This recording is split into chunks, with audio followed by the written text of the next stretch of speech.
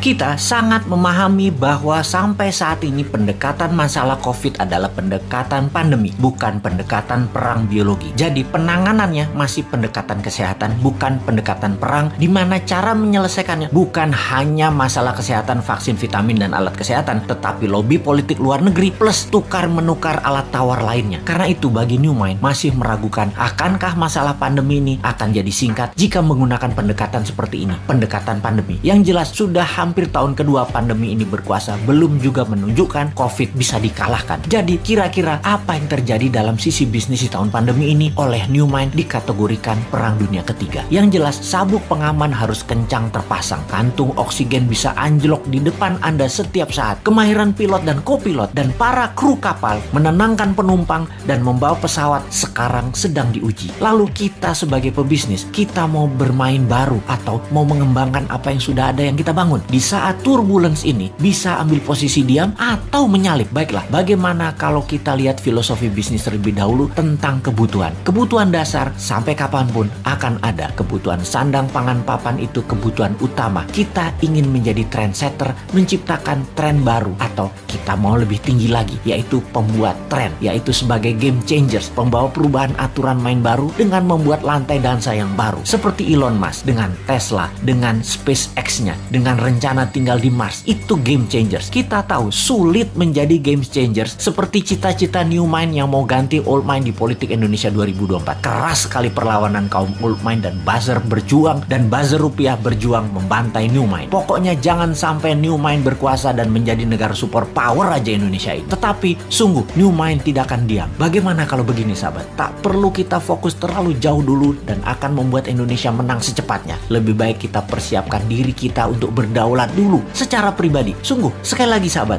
kita yakin dan meyakini bahwa New Mind pasti menang di 2024. Ini sebuah kepastian. Di tahun 2030 Indonesia 3 besar dunia. Ini kepastian. Di tahun 2045 Indonesia negara superpower. Itu suatu kepastian dengan syarat semua sahabat berdaulat secara ekonomi sekarang. Jadi saya sangat menyarankan dengan satu batu dua target kena, yaitu Anda pintar, Anda paham, Anda makmur, dan bisa membantu sesama. Sahabat, jika Anda membeli video narasi Bosman Sadar Kaya Advance atau Road to Billionaire atau keduanya, maka di masa pandemi ini Anda bisa belajar merubah mindset dan memiliki bekal ilmu baru untuk sarana sukses Anda. Dan tak kalah penting, keuntungan penjualannya adalah untuk rumah yatim Indonesia yang di masa pandemi ini berat perjuangannya kalau sendirian. Sahabat, terima kasih atas keputusan Anda untuk belajar, membeli, dan membantu sesama. Salam hormat dari kami.